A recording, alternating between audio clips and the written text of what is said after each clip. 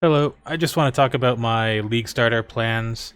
I'm going to be playing Poison Summon Raging Spirit on a Scion. First, I just want to say and really emphasize that this is not a build guide. This is not a full build guide. This isn't even my build. I have mostly based this build on SadPanda's Poison SRS build guide from the forums. It's here. I will link it in the description so that if you want to see an actual build guide for this, you can.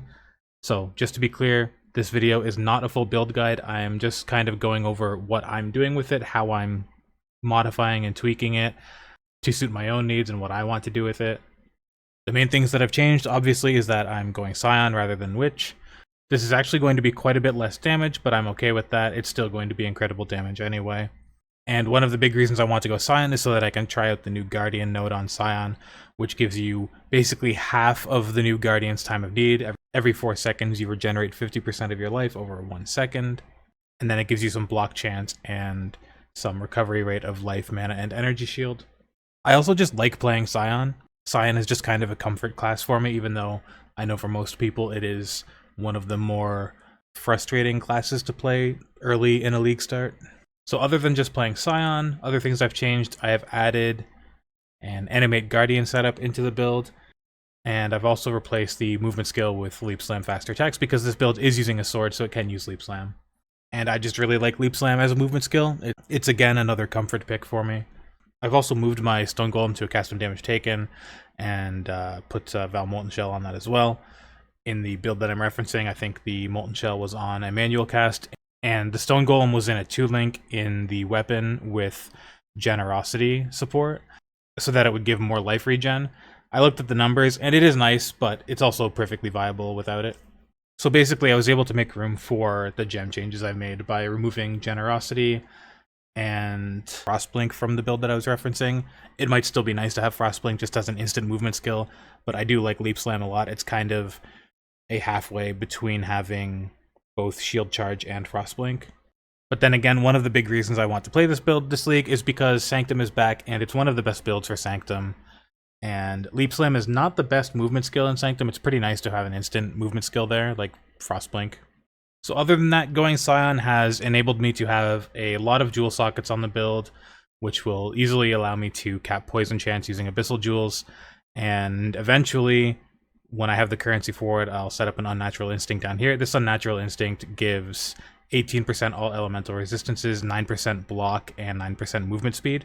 But obviously, Unnatural Instinct is a rare and expensive chase item, so that won't be right away or anything. In fact, speaking of right away, I did also make a separate tree and item set for early to mid endgame. This is for like a level 85 character. This would not be a poison character yet. This would just be an elemental SRS.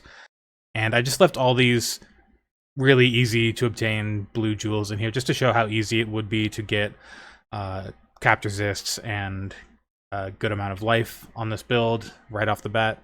The reason you're seeing these warnings is because I actually haven't changed the skill set. I also have a skill set for early to mid endgame, and now the warnings are gone.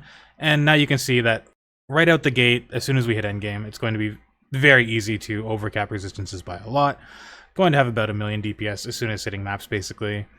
And this is really solid for a league starter. This is definitely enough to clear Exarch and Eater, and then start building up some currency, get strong enough to do Maven and Uber Elder.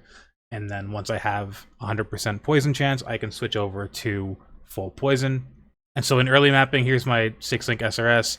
I might change this around a bit. I'll probably use Melee Splash while mapping, maybe Multi-Strike just to make it faster and feel better. This isn't really set in stone or anything, but this will only be until I have the gear to switch to poison anyway, so I'm not too worried about optimizing this. And there's enough room in this early setup to run some defensive auras. This Arcanist brand setup is run in the endgame setup as well. It's exactly the same, except the curse here is Flammability, whereas for poison it would be Despair. Still have the same Spectre and Animate Guardian setup, the same Stone Golem and Molten Shell setup, a Flame Dash and a Frost Bomb. Flame Dash here because I'm not sure if I'll have a sword early in the endgame. Most likely I will be using like a Convoking Wand, so I won't be able to use Leap Slam, which means I'll need something like Flame Dash.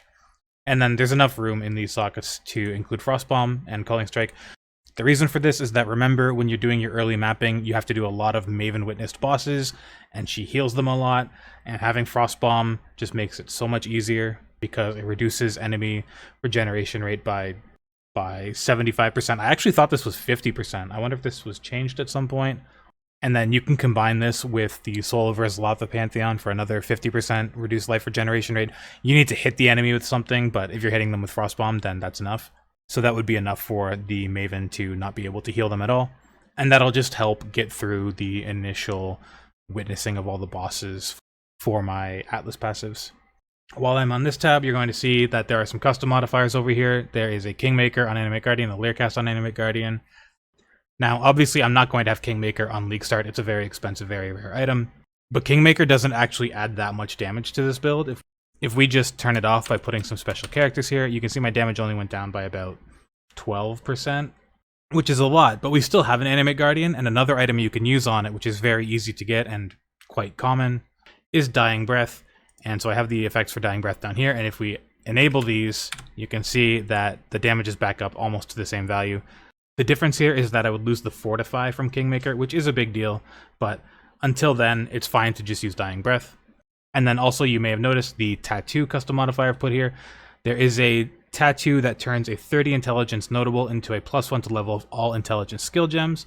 This is definitely going to be something I'll be targeting. I don't know how easy it's going to be to get, but I will definitely work towards getting it. And that's why I've pathed this way to this +30 intelligence node. This is going to turn into +1 to all intelligence skill gems instead, because I don't need the 30 intelligence. I'm just going to use the +1 skill levels. That's the reason why I pathed this way instead of going this way to get to this node. It's the same amount of travel, but this one gives me access to this 30 int node. Also, for this early to mid endgame set, I just want to show that all of these items are like tier 3 mods at best, and all have 2 completely open modifiers that I can just craft something on instead. So these are like very easy items to get. This is kind of like spend 5 chaos on a base and then throw a little bit of currency just bench crafting and eldritch crafting it to get it to something pretty usable. Again, my stats here are way over what they need to be for early end game, so not being able to get quite this good of gear will be fine. And this is with all flasks turned off. And then I've made some notes on what I need to actually transition into poison for endgame. So I need 100% chance to poison on minions, comes from Ghastly Eye Jewels, and especially putting those Ghastly Eye Jewels into Darkness Enthroned, which increases their effect. I'll need the Covenant, at least 5 linked, preferably 6 linked. This will be an expensive item. And I'll need Severed in Sleep. This is a unique sword that drops from Chiula. So I might target Breach early on just so I can rush this. I'm not really sure. I am going to try to post another video up on what I plan on doing for early currency, if I have time to do that before the league start. So I'll talk about that there. So then once getting to endgame and switching to poison, we can change this back to our actual endgame setup. The DPS is a little lower still. That's because I just haven't changed Dying Breath back to Kingmaker yet. And there are a few modifiers in here to explain. Do your minions use frenzy charges? So this is a Carnage Chief Inspector. This isn't actually that good on SRS, but this does just kind of simulate having a Spectre buff on the minions. More likely, I would be using the Ancient Suffering Spectre from Delve, which curses enemies with Temporal Chains, which does increase poison damage. Temporal Chains was nerfed a little bit this patch for poison damage, but it's still going to be strong. It's still going to be probably the strongest Spectre for poison SRS. And this Minion Frenzy Charge modifier is a pretty close substitute as far as showing the DPS value on it. And I'm not too worried about the exact DPS because it's so high that, like, going from 10 million to 12 million, it doesn't matter that much. You can do all content in the game.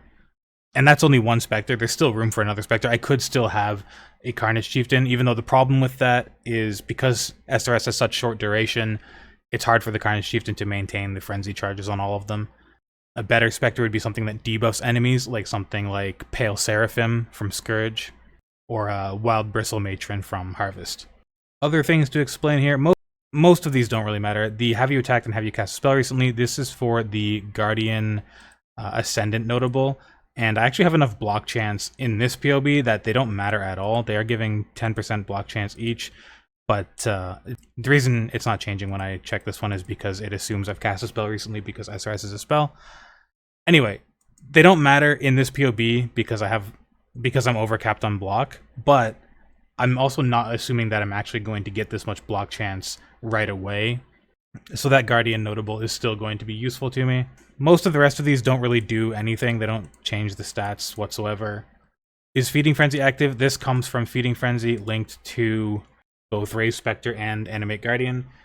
I've tested this in the past. It's really easy to maintain 100% uptime on Feeding Frenzy, even if you only have it on like a single slow stone golem. So yes, Feeding Frenzy will be active all the time. This enable buffs and enable curses on specters isn't actually configured to do anything right now, so it's not actually doing anything. Is the enemy burning or ignited? This doesn't matter for poison. The reason I have these checked is for the non-poison early game build that uses fire, because I'm using Immolate support, which doesn't do anything unless the enemy is burning. And because SRS is pure fire damage without conversion, it's going to be igniting all the time. It has enough incidental crit that enemies will be ignited and will be susceptible to Immolate. That's about it for the modifiers. I'm just trying to think if there's anything else I want to cover. The reason I'm using Soul of Aberath is for the Burning Ground immunity, because I plan on targeting Searing Exarch early on, and the Burning Ground from Exarch is one of the more annoying things in the game to deal with. It's a lot of damage over time, so this is just a nice safety net to ignore it. The items for the endgame setup are pretty much exactly what's in SadPanda's guide. Severed in Sleep, Surrender, Covenant, Ashes of the Stars, Darkness Enthroned. I just crafted a rare jewel here and copied it into every slot just to save time. They won't all be exactly this or this good. They'll be somewhere above or below this. That's fine. This is about what I'm aiming for. The reason I'm getting dexterity here is because this build is a little bit dex starved otherwise, and by putting these in Darkness Enthroned, it actually gives even more dexterity because Darkness Enthroned increases the effect of Socketed Abyss Jewels, and that dex is needed for things like level 20 haste. Other than that, even the endgame items that I've put here, they are all like tier 2 mods at best. They all have an open mod for crafting, so similar to the early endgame items that I input here, they are all fairly realistic to get. These are a little bit more difficult to get. These are getting into your like 50C to 1 divine range for most of them, but still very manageable. And then when I really want to start min-maxing, as I mentioned earlier, there's Unnatural Instinct here, and then there's also the Green Nightmare here. This is in SadPanda's guide as well. Again, this is not an original build guide or anything. I'm just sharing what I'm doing in case you want to copy or get influenced. But like I said, for the most part, not my build. I've just taken someone else's build and tweaked it to my liking.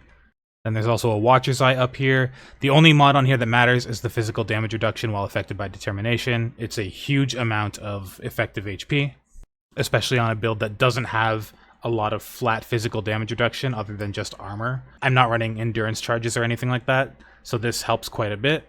And then this cluster jewel is mainly just for Blessed Rebirth. This is just to make sure that each SRS minion has at least 4 seconds of life to deal its damage before something kills it. This is pretty much a mandatory cluster jewel notable on any temporary minion build that doesn't invest a lot into minion life. And that's about it for what I've done to tweak the build. Again, if you really want to see a full build guide version of this, then check out SadPanda's guide. I'll link it in the description. I've also done a few practice runs of this just to test how it feels in the campaign and see if I need to make any changes or if there's just anything I can improve as far as which gems I should be taking and when during the campaign. And I have come across a few things that I didn't think of before practicing. I did about 4 runs to Act 5 and 1 full run through the entire campaign to the end of Act 10. Basically, Act 1 using Spectral Throw until level 4 when I can get SRS and Summon Phantasm. And from that point on, unless I picked up a really good weapon, I'm an SRS build. If I did pick up a really good weapon, then I'll keep using Spectral Throw until it just falls off. I actually just noticed that while I was going over this, I forgot to save some changes that I made to this last time. So I just updated them. If you were looking at the text here, you might have noticed it just changed.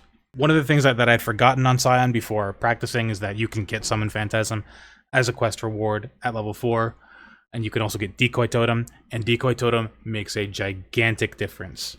In Act 1, the biggest trouble I was having was just Merveil. She was killing the SRS minions way too fast. As soon as I added Decoy Totem to the build, dropped it behind her, no more problems. I also just made another fix to the text. The added fire damage here is something you can get after doing the Big Crab, the Dweller with the Deep. Previously, the text said it was after Brutus. And then I just talk about the other gems that you can buy just to make things a little bit smoother. At the end of Act 1, I can get Absolution, and from that point on, I'm mostly an Absolution build. I prioritize summoning my Absolution minions, and then I use the empty time in between that to spam SRS. And then in Act 2, after killing Fidelitas in the Chamber of Sins, you can pick up Skitterbots and Herald of Purity in town from Yuna. They cost an Orb of Alteration each. Herald of Purity is a little more important than Skitterbots. But it's important to remember that Herald of Purity will only spawn minions if you are actually the one killing and dealing damage, which allows it to be used with Absolution, and it synergizes really well. But it means that SRS can't spawn the Herald of Purity minions. So again, mainly an Absolution build at this point, and just casting SRS when there's opportunity to do that in between summoning Absolution minions. Those are the main takeaways that I had from practicing the campaign, things that I didn't really think of before I started writing up my own gem guide. I do this for every build just to make sure I know exactly when and where I'm getting every gem. And there were just some that I hadn't thought of because I hadn't really played Scion in a little while. And after about 5 total practice runs now, I'm pretty confident that this is the way to go. And it's pretty funny because originally at the beginning of this video, I did emphasize that this is not a build guide.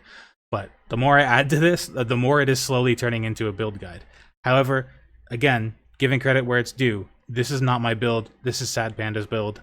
I just tweaked it to fit what I want to do with it. I guess one last thing to mention is I also included 2 different leveling paths here, one going left from the Scion start towards the Templar, and one that heads upwards towards the Witch area. I've tried both of them a couple times. Personally, I like the one that goes right towards the Witch area better. The one that goes left early gets more damage and more life early on, but the one that goes right gets more mana regen, access to mana reservation efficiency earlier than the one that goes left, and Eldritch Battery much earlier than the one that goes left. I think if you go left, you get Eldritch Battery around Act 9 rather than around Act 4. And just while going over these trees, you might have noticed that even on the tree that goes left, I grabbed this duration wheel right here. This is because in the early game, duration is basically DPS on SRS, because the duration of SRS is quite short. It's basically impossible to maintain your maximum minion capacity of SRS. So the longer they're alive, the longer each one is dealing damage. It basically translates to DPS, unless something kills the minion, which in the case of Merveil will happen. But again, Decoy Totem makes that so much easier. That reminded me of one more thing I wanted to mention on DPS. You might have noticed that I put 16 times Summon Raging Spirit. That is because the minion cap on SRS is 20. You can actually go a bit higher if you use Divergent SRS. You get 2 more from the gem, and then from Ashes of the Stars you can get another 2 more, so it becomes 24 maximum minions. I left it at 16 just to be fair, just to say that I'm not going to have all 20 minions up all the time, so I'll just leave it at 16.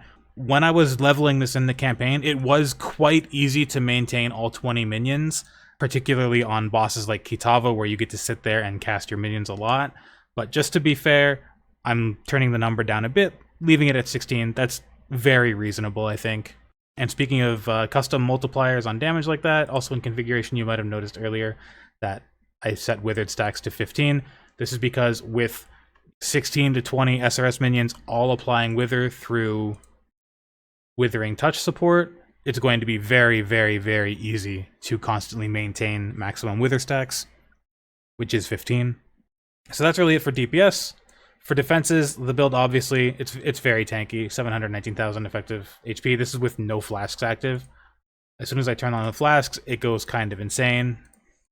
Goes up to almost 7 million. And these are gain charge when hit flasks, because this is a life on block build because it's using the surrender. So very easy to maintain flask uptime while mapping. Going to be an extremely tanky build. Should be able to do all content in the game, no problem. So I'm looking forward to playing it. I have not actually played Poison SRS before. I know it's really strong, and I'm looking forward to having a really smooth league start, taking down all the bosses, and probably doing a whole bunch of Sanctum. Before I go, I did also want to just show that I mentioned earlier this would be much stronger on Necromancer, even though I'm choosing to do this on Scion. And what I'm doing here is just pathing to the Witch start so that I can change Scion to Witch, Necromancer, and just show how much stronger it was going to be. It was about 12 million DPS before, and now if I allocate the Necromancer nodes instead, I think it's this one and this one, it's up to 17 million. That's almost 50% more damage. It's way more damage on Necromancer, way, way, way more damage on Necromancer. Scion is just tankier, and I like Scion, and like I said, it's a comfort pick, so I'm going to play Scion. That's really all there is to it. There's no reason that I have to play Scion or anything. I could just play Necromancer and be fine. I just like Scion. And if I can find a way to squeeze a couple extra jewels in, I could even Forbidden Jewel another Scion Ascendancy. Something like Pathfinder would be pretty good for Flask Uptime, or Raider for a lot of free spell suppression, and then I can move some spell suppression passives around on the tree, stuff like that. Scion just opens up a lot of options, and I find it really fun kind of customizing and playing with all the different things that are available to Scion. So I think that's everything. That's my plan for my League Starter character for Trial of the Ancestors for 3.22. Once again, just to triple emphasize this, this is not my build, this is not a full build guide. I'm just sharing what I'm doing. Let me know what you think of the sort of tweaks and adjustments I've made to the build. I also am considering using Guardian's Blessing if that works out to be pretty good. Going to try it on Animate Guardian if I can get it to survive. And feel free to let me know what you're doing for your League Start character. I'd love to hear it. That's all for this video. Thank you for watching. Good luck on your League Start. Have a great day.